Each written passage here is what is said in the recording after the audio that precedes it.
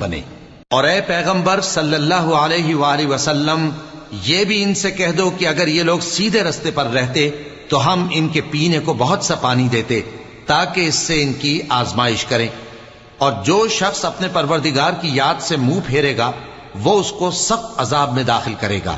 اور یہ کہ مسجدیں خاص اللہ کی ہیں، تو اللہ کے ساتھ کسی اور کی عبادت نہ کرو، اور جب اللہ کے بندے یعنی یہ پیغمبر صلی اللہ علیہ وآلہ وسلم اس کی عبادت کو کھڑے ہوئے تو کافر ان کے گرد ہجوم کر لینے کو تھے۔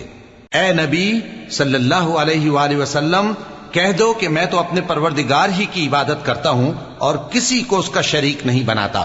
یہ بھی کہہ دو کہ میں تمہارے لیے نہ کسی نقصان کا اور نہ نفع کا کچھ اختیار رکھتا ہوں۔ یہ بھی کہہ دو کہ اللہ کے عذاب سے مجھے کوئی پناہ نہیں دے سکتا اور میں اس کے سوا کوئی جائے پناہ نہیں پاؤں گا۔ ہاں، اللہ کی طرف سے